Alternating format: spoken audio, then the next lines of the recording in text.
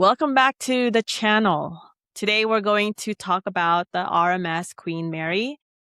She is arguably the most famous haunted ship on Earth. But why? Did this ultimate icon of the 1930s luxury become known as the Titan of the afterlife? So we're going to delve into that. And we're going to go deeper than the simple ghost stories.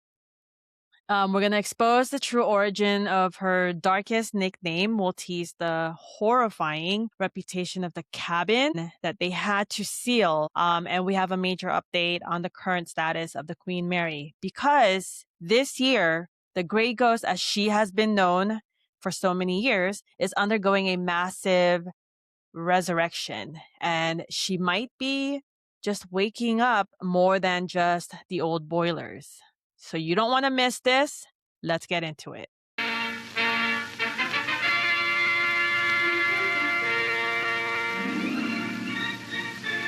The great day has arrived, and earlier than was advertised due to a change of wind. The Queen Mary is manoeuvred out of her basin by the powerful tugs charged with the duty of shepherding her to sea and directed by Captain Duncan Cameron, the senior Clyde pilot.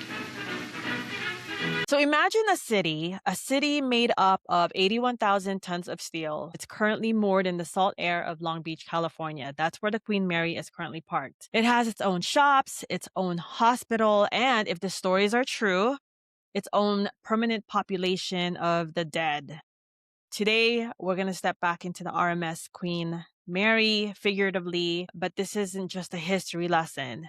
As of April 2026, the Queen Mary is undergoing a massive multi-million-dollar resurrection that might be waking up its resident spirits. All right, so just some history and background about the Queen Mary. So before gaining its reputation for, being a haunted ghost ship, the Queen Mary was used as a British passenger ship and transatlantic ocean liner.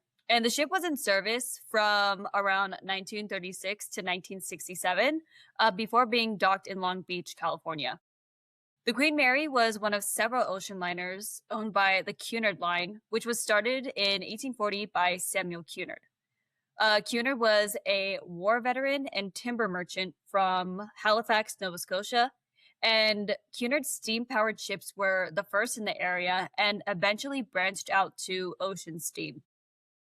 Interestingly, when I was doing research for this video, I found out that cows were actually kept on the ship to provide fresh milk and were then slaughtered so that they could be eaten on the last day of the voyage. Doesn't get any fresher than that. So I thought that was a really interesting kind of tidbit about, how they used to do things back in those early days.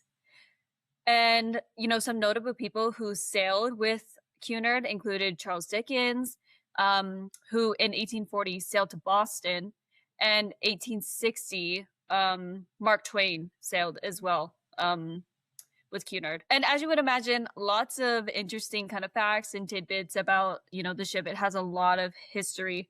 And then actually in 1870, Cunard introduced the first flushing toilets at sea, which, as you could imagine, very commonplace, has been for a long time. But back then, that I would imagine provided a lot of comfort and relief and just overall, a sense of cleanliness, to the crew and the passengers on board. So yeah, I thought that was really cool. And during the mass migration to America in the 1880s, Cunard brought over, quote, over 1 million of the 2.5 million people choosing to settle in the United States. The Queen Mary specifically materialized as a response to the aging Cunard ocean liners and growing competition from other companies, and were described as, quote, designed to be large, luxurious, and powerful.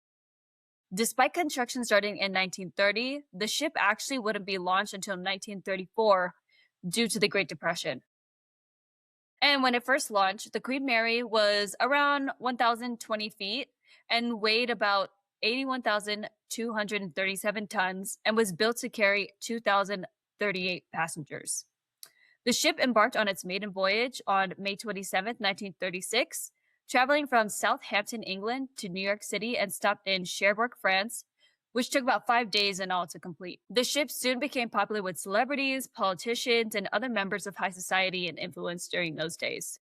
Some amenities on board included two pools, a gym, library, and even a hospital, as we mentioned earlier. The Queen Mary also played an essential role as a troop ship during World War II when it started in 1939.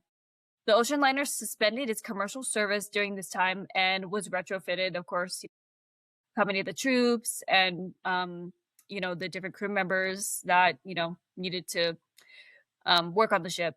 It was reportedly, quote, the fastest and largest such vessel during the war and could reach top speeds of 32.5 knots, faster than any German U-boat at the time. The ship could transport 15,000 soldiers at a time, and in 1943, the Queen Mary set a record for most passengers on board with 16,683 passengers, comprised of 943 crew and 15,740 soldiers. So I think that's super interesting, the way the ship was retrofitted, especially because, when it first launched, it was only built to carry around 2,000 people. So for it to be retrofitted, to accommodate the troops of World War II, and then to go on to carry 16,000 people is a feat. And that's awesome. I can definitely see, the pivotal role that the ship played during that time.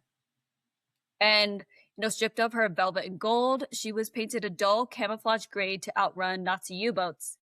And this is where she gets her nickname, the Gray Ghost, because, not only of the color, but also she was so fast that she seemed to vanish into the fog. But unfortunately, the Queen Mary couldn't outrun tragedy, and in 1942, she accidentally sliced through her escort ship, the HMS Curacao. Because of strict wartime orders not to stop, the Queen Mary sailed on, leaving 338 men to drown in her wake. Many believe the screams heard at the bow today aren't just the wind, they're the echoes of that afternoon. After the war, the Queen Mary resumed commercial service in 1947 and expanded its routes. However, in 1958, the tide started to turn for the Queen Mary, as more passengers started to travel more by air than by sea. And actually, in 1961, the ship saw just 470 passengers on one trip, which is less than a quarter of its capacity. So, we're definitely seeing a shift in industry. Air travel and planes and everything was definitely becoming more prevalent, more popular, definitely quicker to travel by plane than by ship. So just a change in industry. And, naturally, when that change in industry happens, any good company would try to pivot, and kind of recoup those losses. And that's what Cunard tried to do. And, they tried to continue pursuing the cruising route. But given the ship's sheer size, it was too big to be, a cruise liner. And the ship was ultimately put up for sale. And in 1967, Cunard sold the ship to the city of Long Beach for $3.45 million. And throughout the years, there were several plans to convert the ship into a museum and, install other fixtures. But ultimately, the Queen Mary sits docked in Long Beach, where it is now a hotel and tourist attraction. So now we're going to get into the paranormal stories that the Queen Mary is known for, starting with the engine room. Today, the Queen Mary is a paranormal playground. One part of the ship that's been confirmed to have had an incident leading to paranormal activity is door 13 in the engine room, the ship's most well-known, tragic, and specific haunting. And the story goes, on July 10th, 1966, there was an 18-year-old crewman named John Petter who was working in the engine room during a standard drill testing the ship's watertight doors. And so during these drills, what the crew members would do is they would typically hop back and forth through the doorways before the doors would close. It was sort of like a game. That's from what it sounded like. And unfortunately, John was crushed to death in a gruesome accident. However, it's not confirmed if John was hopping back and forth and that's how he died, which, caused him to be crushed through the doorways. Shortly after his death, reports began coming in. Crew members and later visitors on guided tours reported seeing a young man in blue, greasy coveralls wandering the facility. He's sometimes described as wiping his hands with a cloth. If spotted, he reportedly disappears without a trace when he's approached or spoken to. And one of the most common, chilling, and specific reports involves greasy handprints appearing mysteriously on guests' clothes or skin after they walk near door 13.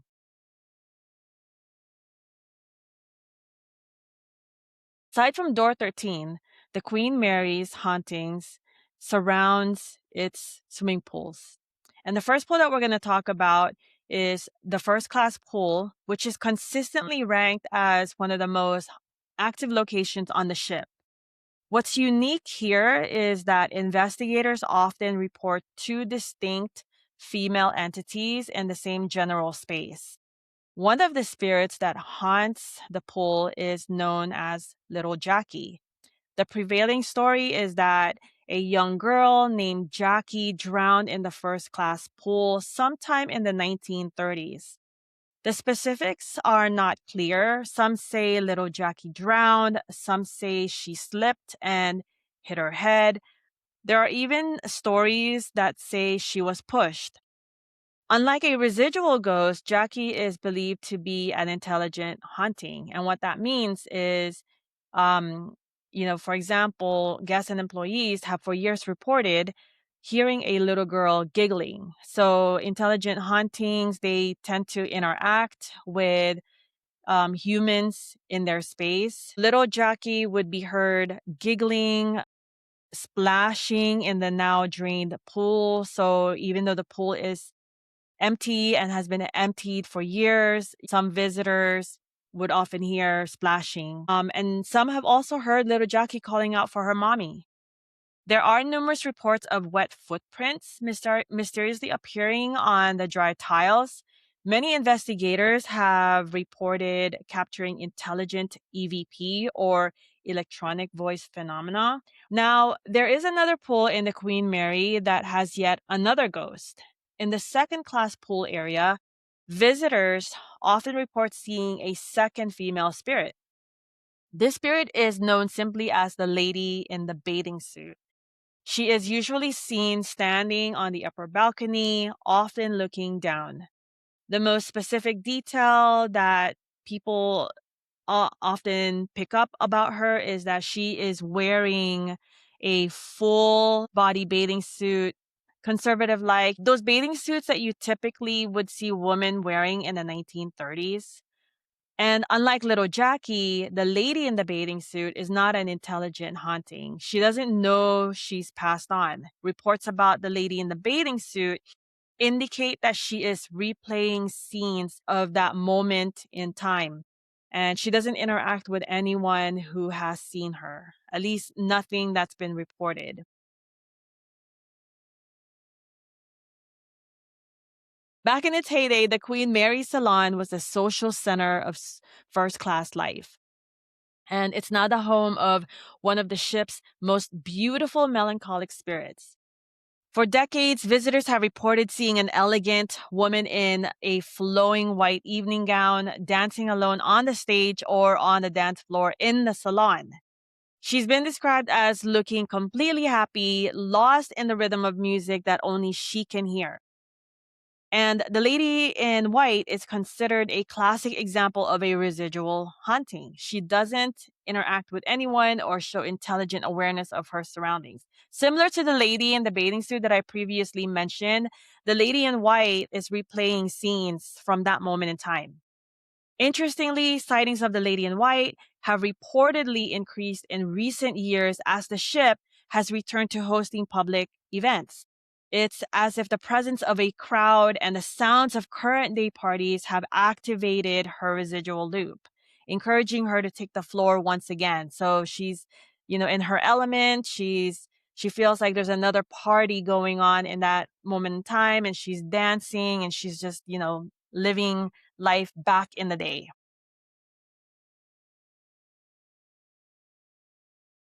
And now we're going to get into cabin B340, which is quite infamous. Any enthusiast will tell you that the most haunted spot on the ship is cabin B340, a room so notorious, so consumed by paranormal activity that for decades it was completely sealed off from the public. It wasn't closed for restoration. It was closed because the reports of faucets turning on, doors slamming, bed covers being ripped off the guests while they slept were so violent and consistent that it became a massive liability. Inhabitants reported blood curdling anxiety. They spoke of a presence with burning eyes standing over the threshold. It is dubbed by some as one of the top 10 most haunted places on Earth.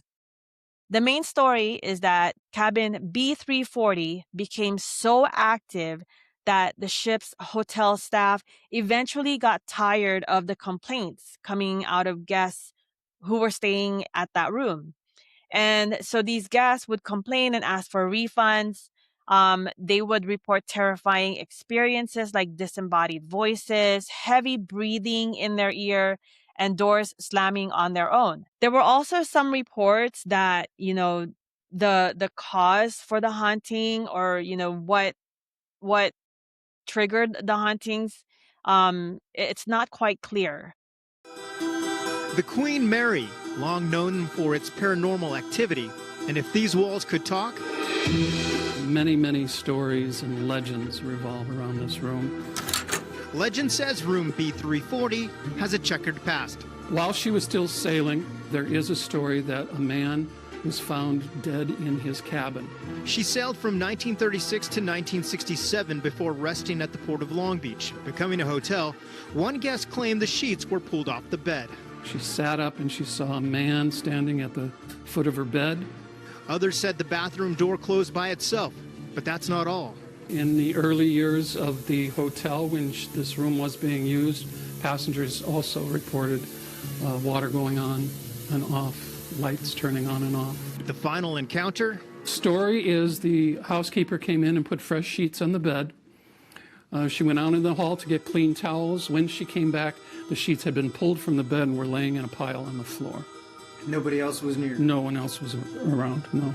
It was the mid-1980s, and that's when this room was closed to guests, until now. As Carly Rose mentioned, this ship once was a World War II ship. And so, of course, with the amount of deaths that happened on that ship when it was serving in the war, that would give reason to why there would be so much paranormal activity. I mean, all the lives that were lost surrounding the ship, maybe not on the ship at the time, but just surrounding the ship itself. A more skeptical theory, often shared by critics of the ship's management, is that the closure of cabin B340 was a brilliant marketing gimmick. By removing the room from the hotel list, the hotel management essentially created an irresistible, forbidden mystery that guaranteed interest from ghost hunters for decades. So I can see why they would, use this as some marketing campaign, because, if you have paranormal enthusiasts, right, like Ghost Hunters International and Ghost Adventure, those two teams, I believe they performed investigations at the Queen Mary. I can see why cabin B340 would be a high interest for, folks that are staying at the Queen Mary. In 2018, the ship completely renovated B340 and reopened it specifically as a destination for paranormal enthusiasts. It's now outfitted with Ouija boards and tarot cards, leaning into its reputation as being a haunted room. And reports from brave guests who actually spent the night in that room have mixed reviews. Some state that they had a completely quiet night, while others claim to feel like they were being watched the entire night. Some have reported hearing knocking on the walls or feeling an oppressive presence in the corner of the room. So it just varied. But let us know in the comments below if you know why B340 was restricted from allowing guests to stay in there. And if you would stay in B340 for yourself? Would you use the Ouija board? Would you entertain the possible hauntings in that room? Let us know. I always would say, for me personally, I although I love the paranormal, I probably would not seek out to stay in cabin B340 just because I'm too chicken.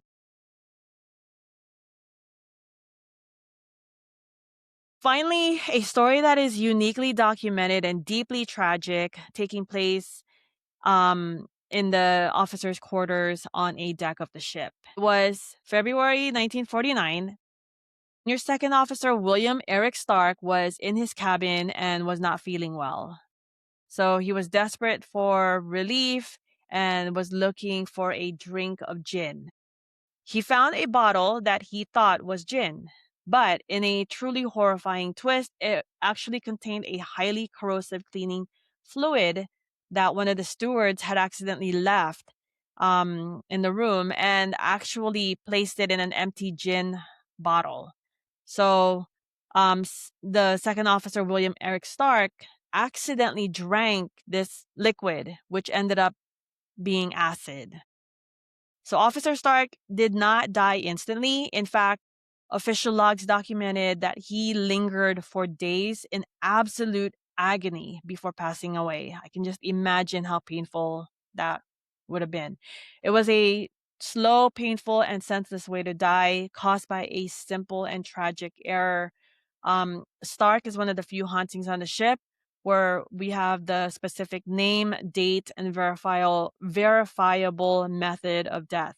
He is reportedly seen in the area where he died, described as an authoritative yet calm and protective presence. Some visitors claim to feel a helpful hand guiding them in the dark corridors of the ship. They presume it's Officer Stark. Paranormal investigators have reportedly captured intelligent EVPs in this area that seem to identify as Officer Stark. But what's most unique, though, are the reports from visitors who enter the empty, silent cabin and are suddenly overcome by an inexplicable, overpowering smell of gin. So, more recently, actually last month, it was reported that after years of neglect and mismanagement that almost led to the destruction of the ship, the Queen Mary received around $23 million from the city of Long Beach for some much needed renovations. And while, that might be a lot to the average person, this is only a fraction of the $450 million needed to restore the ship to its former glory. So yeah, they're only a fraction of the way there. That's a lot. But part of the major undertaking is replacing the ship's outdated heaters and boilers that supply hot water for cooking, showering, cleaning, sanitizing, and pretty much everything else you could imagine you would need hot water for. And that's an essential function because my mom and I know what it's like to stay somewhere where the hot water is not working. And when it's already, snowing 30 degrees on the East Coast, that doesn't feel great.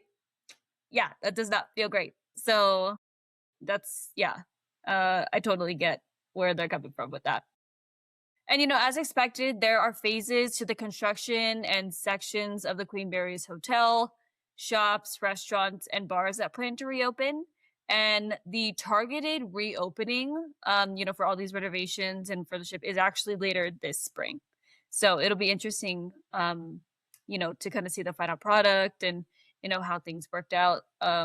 So we can definitely do an update on this story if anyone's interested. If you have seen other videos about the Queen Mary, if you know about the ship, if you're interested in it and you've been following, the news surrounding the ship, you would know that the Queen Mary has had a rough few years. I mentioned earlier, it's gone through years of neglect and mismanagement, and was almost lost. But, the city of Long Beach stepped in with over $23 million in repairs. So, that's awesome. Because it's like a lot of things that, have a lot of historical value. People hate to see them go. And, you got to take care of these things because it's I mean, I'm sure the infrastructure itself, the foundation is very, very old. And, especially since they're converting it into, or now since it's a hotel and, people actively stay there and do tours. I mean, you got to keep up with the times and, you got to take care of what's making you money. So I totally get that.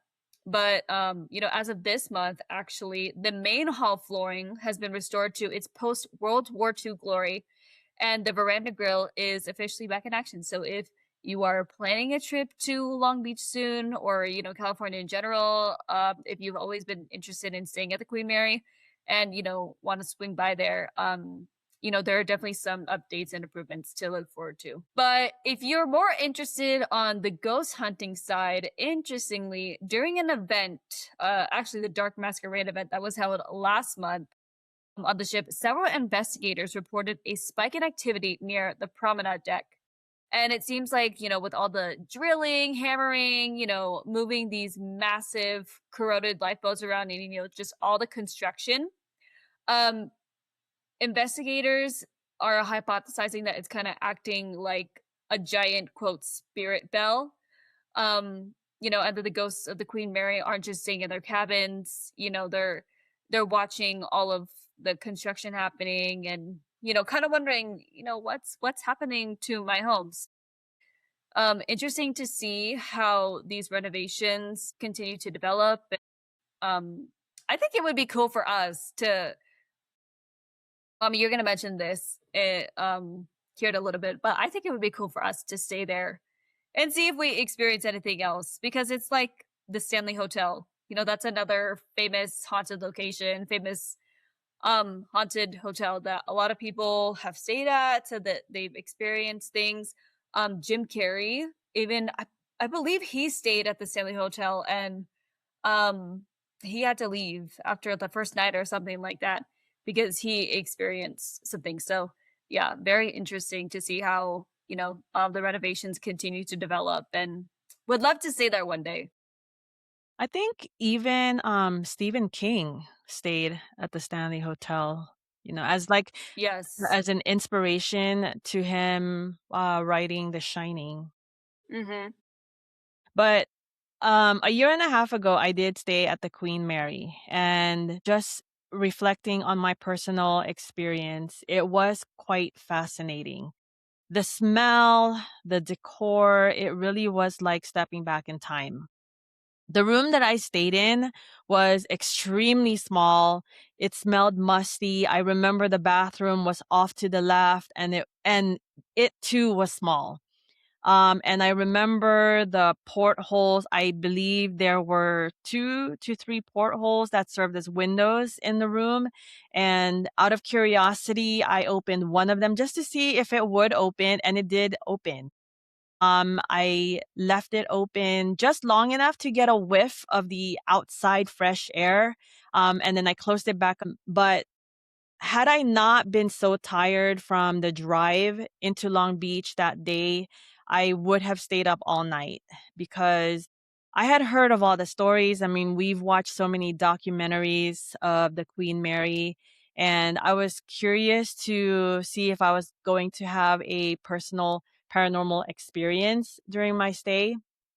And also the ship came to life at night. But really, I was just so tired. I just wanted to have dinner and go to bed because I had to be up early the next morning. But during my stay, I'm sure I did not stay in room B340. I would have remembered the Ouija board and the tarot cards. My room didn't have any of that. But, if you are into the paranormal, I would highly recommend staying at the Queen Mary at least once.